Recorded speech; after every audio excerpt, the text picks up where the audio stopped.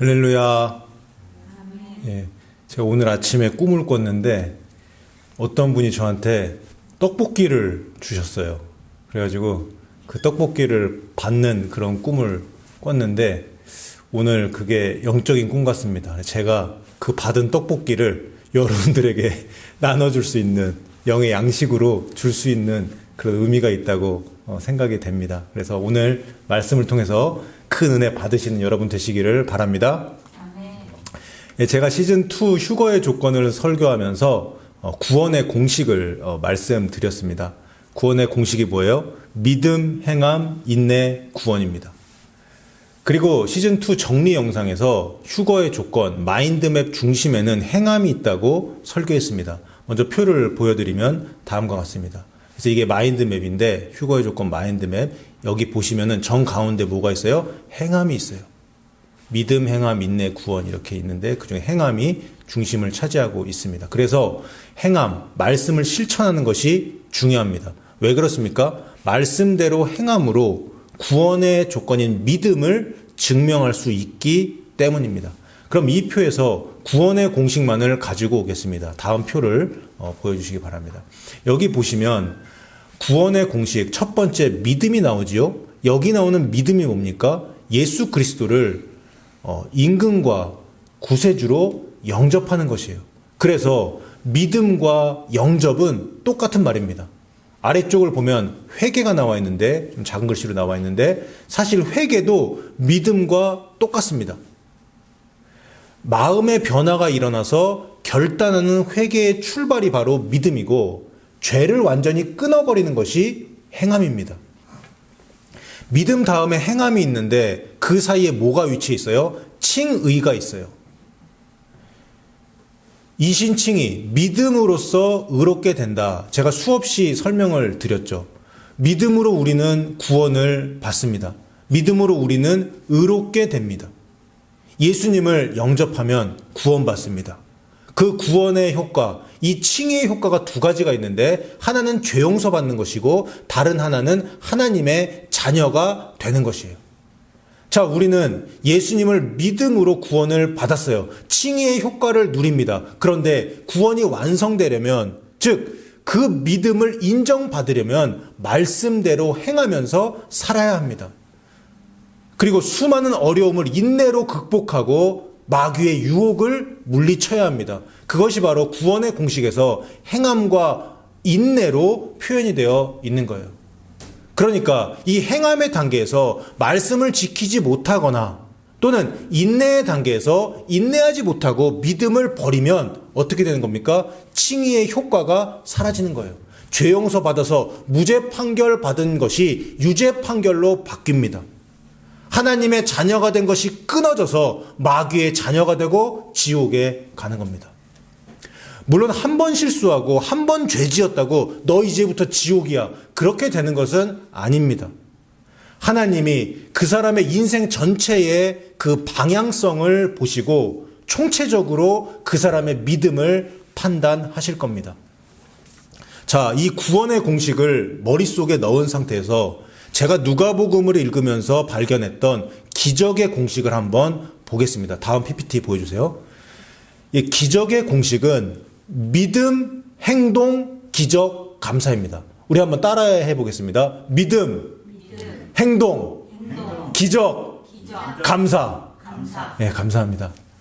여기서 중요한 것이 기적의 공식은 구원의 공식의 첫 번째 영역, 이 믿음 안에서 일어난다는 사실입니다. 여기 표를 보시면 구원의 공식 믿음 안에 이 기적의 공식이 포함되어 있습니다. 기적의 공식 첫 번째가 뭡니까? 여기서도 믿음이죠. 그런데 기적의 공식에서 믿음은 구원의 공식의 믿음과 조금은 다릅니다. 구원의 공식에서의 믿음이 뭐예요? 영접이었죠.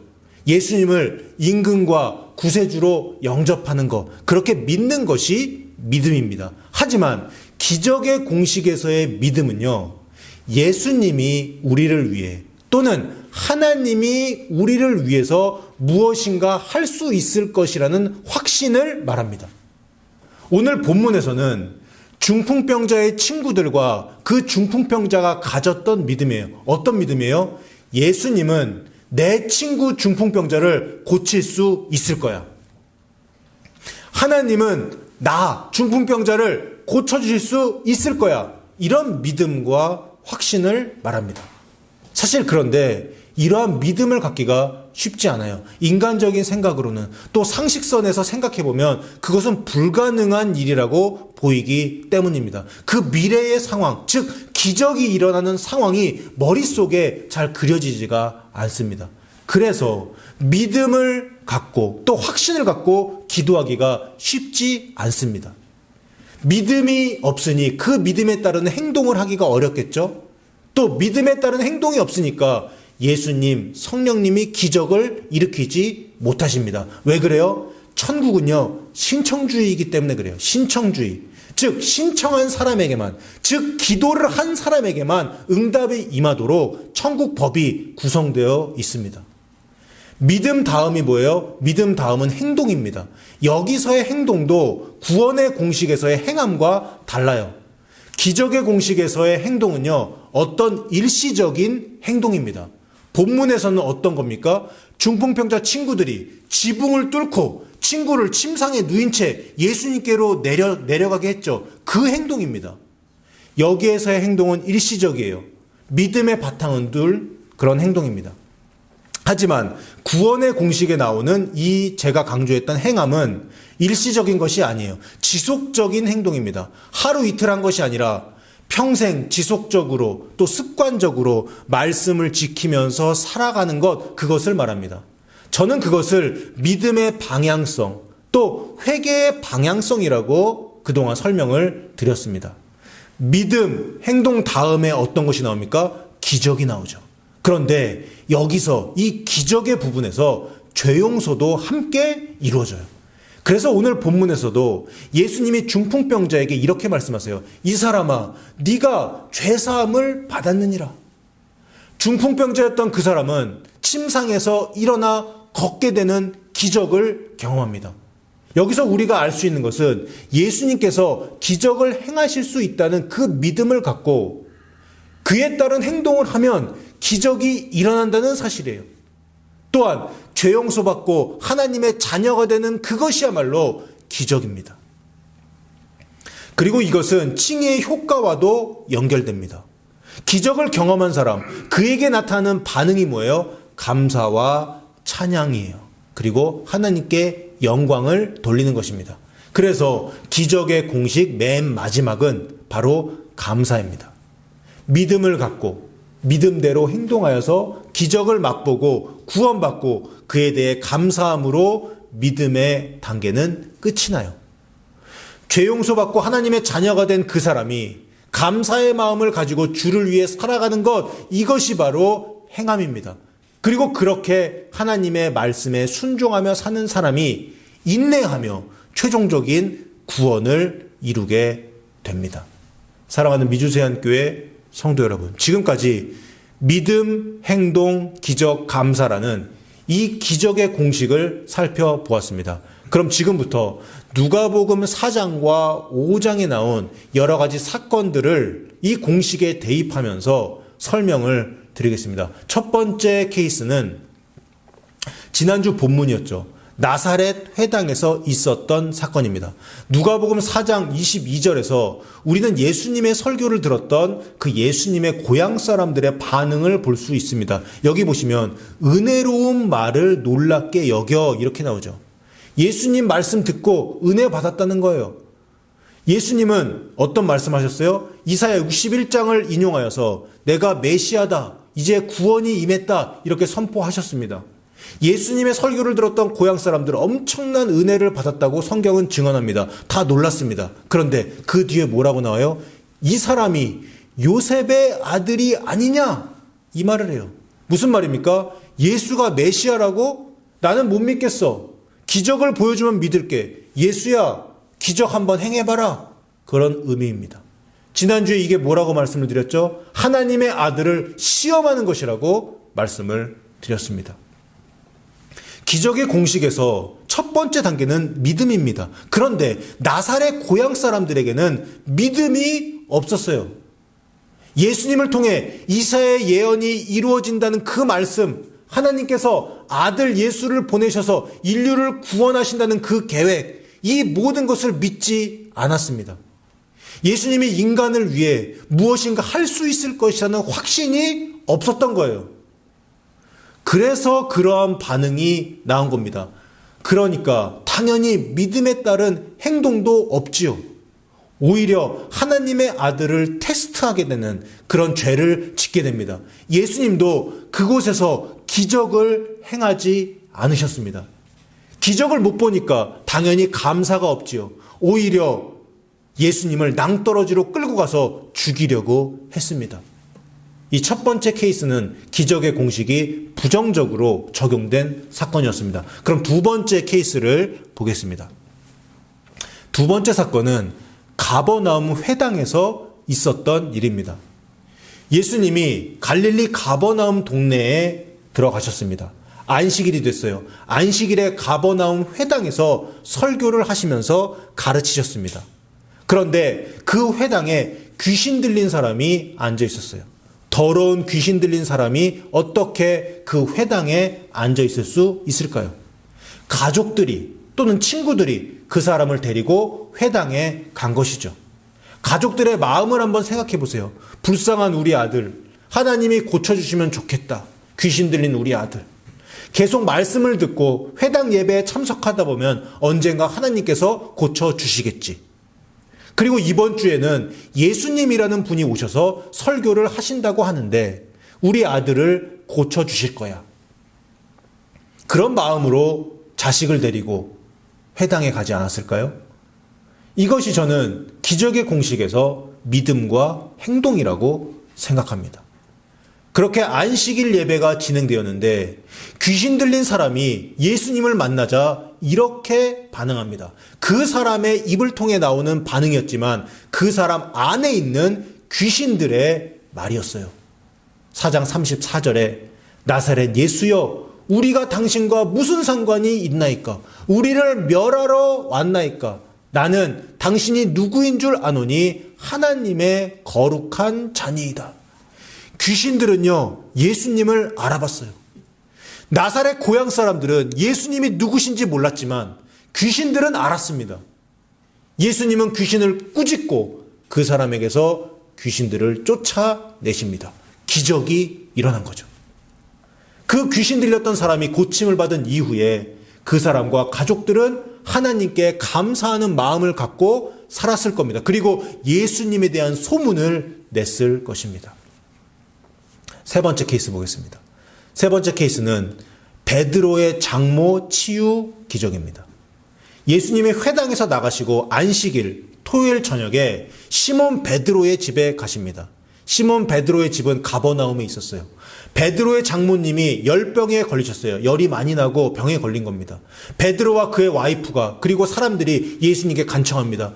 우리 장모님 고쳐주세요. 우리 엄마 아픈 거 낫게 해주세요. 이게 뭡니까? 기적의 공식에서 믿음과 행동이죠. 예수님은 열병을 치료해 줄 수 있는 분, 이것을 확신하고 간절히 간구합니다.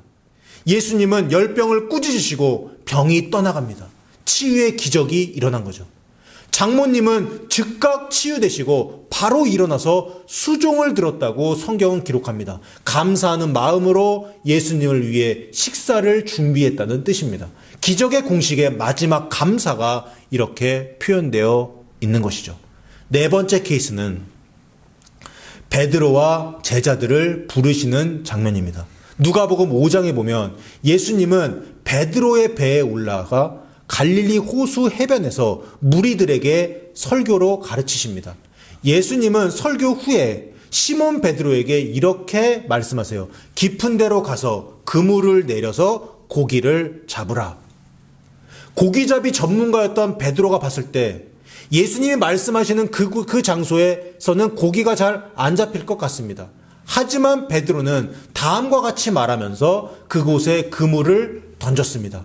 우리들이 밤이 새도록 수고하였으되 잡은 것이 없지만은 말씀에 의지하여 내가 그물을 내리리이다. 이게 뭡니까? 이것이 믿음이고 이것이 행동이에요.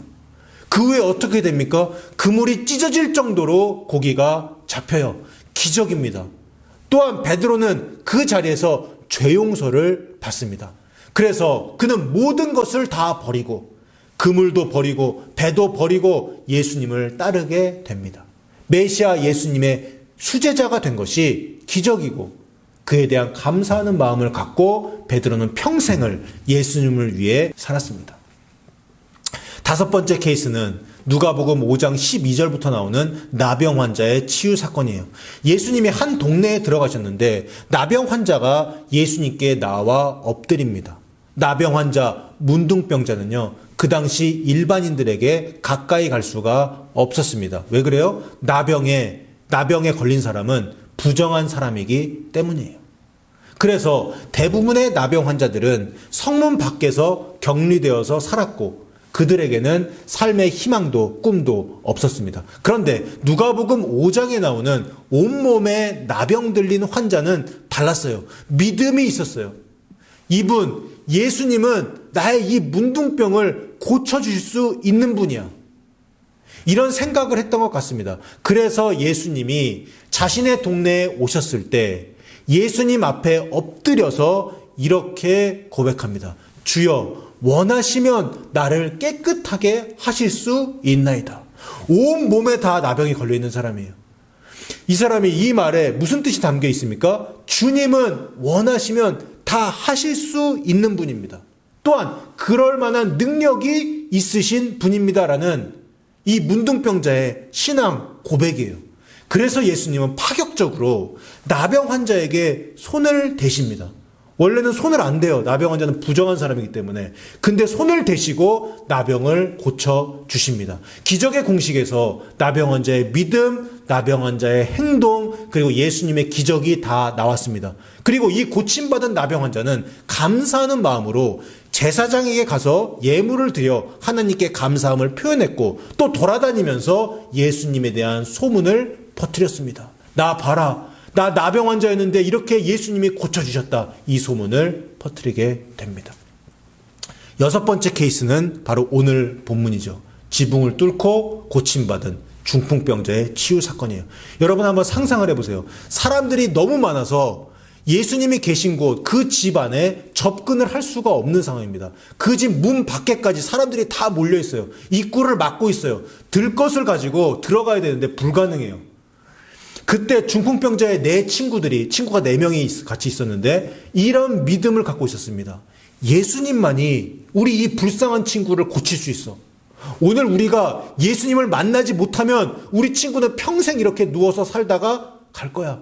얘들아, 우리 지붕으로 올라가서 예수님 앞에 친구를 달아내리자. 중풍병자였던 그 사람도 자신의 친구들을 얼마나 고맙게 생각했겠습니까? 예수님은 집 안에서 사람들에게 둘러싸여서 가르치고 계셨습니다. 그런데 갑자기 천장이 뜯어지면서 침대 하나가 공중에서부터 서서히 내려왔습니다. 친구들이 달아내린 거죠. 거기 있는 모든 사람들이 다 놀랐습니다. 예수님의 가르침도 잠시 중단되었을 겁니다. 그 장면을 누가는 다음과 같이 기록합니다. 본문 20절에 예수께서 그들의 믿음을 보시고 이르시되 이 사람아 내 죄사함을 받았느니라 하시니. 여기서 예수님은 그들, 특히 친구들의 믿음을 보셨어요. 그리고 지붕을 뚫은 그들의 행동은 죄 용서받고 중풍병자가 치유되는 기적을 만들어냅니다. 기적으로 치유된 중풍병자는 친구들과 함께 하나님께 영광을 돌리며 감사를 올려드렸습니다. 여기서 하나 해석하기 어려운 성경 구절이 나오는데 저도 이 본문을 읽을 때마다 의문을 가졌던 부분입니다. 예수님이 23절에서 다음과 같이 말씀하시죠. 내 죄사함을 받았느니라 하는 말과 일어나 걸어가라 하는 말이 어느 것이 쉽겠느냐? 여러분, 어느 것이 쉬운 말 같아요? 정답을 먼저 말씀드리면 너의 죄사함을 받았느니라 이 말이 쉬운 말이에요. 왜 그래요? 이것은 그냥 말만 하면 되니까요. 눈으로 볼 수 있는 증거를 보여주지 않아도 되잖아요. 너 죄 용서 받았다 하면 끝이잖아요. 그런데 일어나 걸어가라 이 말은 어떻습니까?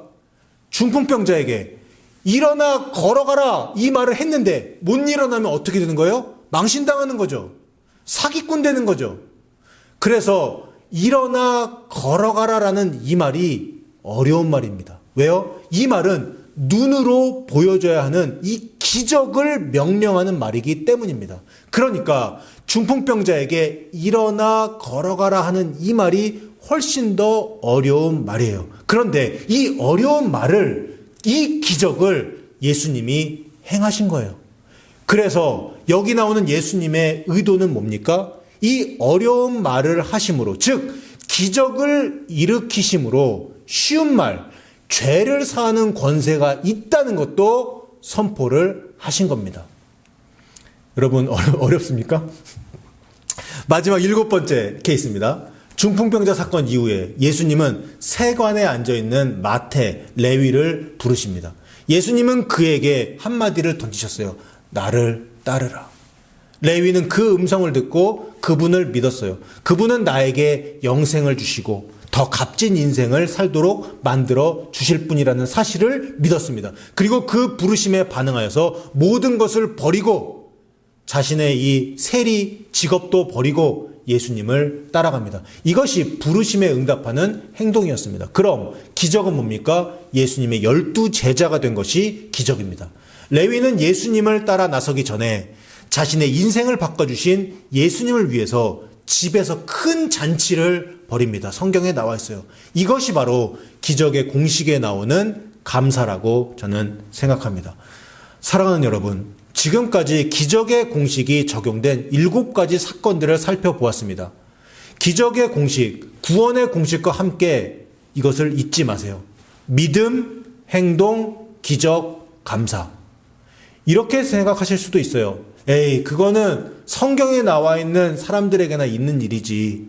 아니에요. 여러분, 기적을 사모하세요. 우리도 기적을 경험할 수 있습니다. 우리는 기적의 하나님을 믿는 사람들이에요. 오늘 설교를 준비하는 내내 제 머릿속에는 빌립보서 4장 말씀이 계속 떠올랐어요. 그 말씀이 계속 맴돌았어요. 빌립보서 4장 4절부터 보시면 우리 함께 읽어보겠습니다. 시작. 주 안에서 항상 기뻐하라. 내가 다시 말하노니 기뻐하라. Rejoice in the Lord always. I will say it again. Rejoice. 여러분, 바울이 지금 어디에서 편지를 써요? 감옥에서 쓰고 있어요. 믿음 없는 사람이 이 말을 들으면 어떻게 생각합니까? 야, 바울 정신 나갔구나. 지금 감옥에서 지금 다른 사람들에게 기뻐하라고 말을 하고 있네? 하지만 여러분, 바울은 지금 감옥에서 기뻐하고 있어요. 복음이 전파된 것을 기뻐하고 있어요. 그 환경을 초월한 기쁨을 누리며 빌립보 성도들에게 기뻐하라고 이렇게 편지를 쓰면서 권면한 겁니다. 주님 안에 있으면, 여기 나오죠. 주 안에서 기뻐하라. 주님 안에 있으면, 주님의 말씀 안에 있으면 환경을 초월한 기쁨을 누릴 수 있습니다. 이것이 기적이에요. 여기서 이어서 보시면 5절에 너희 관용을 모든 사람에게 알게 하라. 주께서 가까우시느니라. 사람들에게 친절하라고, 그리고 선을 행하라고 말합니다. 마지막에 뭐라고 말해요? 주께서 가까우시니라. 주께서 곧 오신다. 이 말을 해요. 우리가 좋아하는 뭐가 있죠? 우리가 좋아하는 휴거. 이것을 바울은 감옥에서 말하고 있어요. 휴거야말로 진짜 정말 참된 기적입니다. 안 그렇습니까? 전 인류 역사상 에녹과 엘리야와 예수님만이 그 들림받는 사건을 경험했어요. 그런데 이 놀라운 기적이 우리 시대 때 이루어질 겁니다. 6절과 7절을 이어서 보시면 아무것도 염려하지 말고 다만 모든 일에 기도와 간구로 너희 구할 것을 감사함으로 아뢰라. 그리하면 모든 지각에 뛰어난 하나님의 평강이 그리스도 예수 안에서 너희 마음과 생각을 지키시리라. 아멘. 여러분, 놀랍게도 여기에 기적의 공식이 나옵니다. 아무것도 염려하지 말고. 이게 뭐예요? 이것이 믿음이에요. 지금 아무리 어려운 일이 있더라도, 돈이 없더라도, 인간관계가 틀어졌더라도, 실패했더라도, 사랑하는 사람이 떠났더라도, 가족 간에 갈등이 있더라도, 직장에서 누가 날 힘들게 하더라도, 사람의 힘으로 해결할 수 없는 그런 문제가 지금 내 인생 가운데 있더라도 하나님께서 기적적으로 해결해 주실 것이라는 그 믿음이 있다면 염려가 사라집니다. 믿습니까? 이 믿음이 있다면 감옥에 있을지라도 음침한 사망의 골짜기에 다닐지라도 두려워하지 않을 수 있는 거예요. 염려하지 않는 사람은 그래서 기적의 공식에 나오는 믿음의 사람입니다. 기적의 공식 다음 단계가 뭐예요? 행동. 우리가 보았던 7가지 케이스에서 첫 번째 부정적인 케이스 빼고 나머지 모든 사건에서 보니까 그 행동은 뭡니까? 예수님께로 나아가는 것이에요. 예수님과의 만남입니다. 오늘 특송에서도 나왔죠. 하나님을 만나면 끝난 것이다. 빌립보서 4장에서 뭐라고 나옵니까? 모든 일에 기도와 간구로 너희 구할 것을 감사함으로 하나님께 아뢰라. 여러분, 기도는 주님과의 만남이자 성령님과의 대화입니다. 기도, 이것이 기적의 공식에 나오는 행동이에요. 이 행동을 하면, 기도하면 무슨 일이 일어나요? 기적이 일어나요. 공식에 따라서 반드시 기적을 경험합니다. 기적을 맛보지 못하는 이유가 뭐예요? 기도를 안 하기 때문이에요. 이 기적이 빌립보서에 뭐라고 나옵니까? 그리하면 모든 지각에 뛰어난 하나님의 평강이 그리스도 예수 안에서 너희 마음과 생각을 지키시리라. 마음 가운데 평안이 임하게 됩니다. 예수님께서 마음과 생각을 지켜주십니다. 이것보다 더 큰 복은 이 세상에 존재하지 않습니다. 그리고 어려운 문제도 주님 안에서 해결될 것이에요. 그리고 문제를 해결해 주신 하나님께 감사와 찬송과 영광을 돌리게 될 것입니다. 성도 여러분, 믿음, 행동, 기적, 감사, 이것을 잊지 마세요. 이 기적의 공식을 여러분들의 삶 가운데 적용해 보세요. 기적을 경험하시고 하나님께 영광을 돌리며 구원받고 천국 가는 저 여러분 다 되시기를 주님의 이름으로 축원합니다.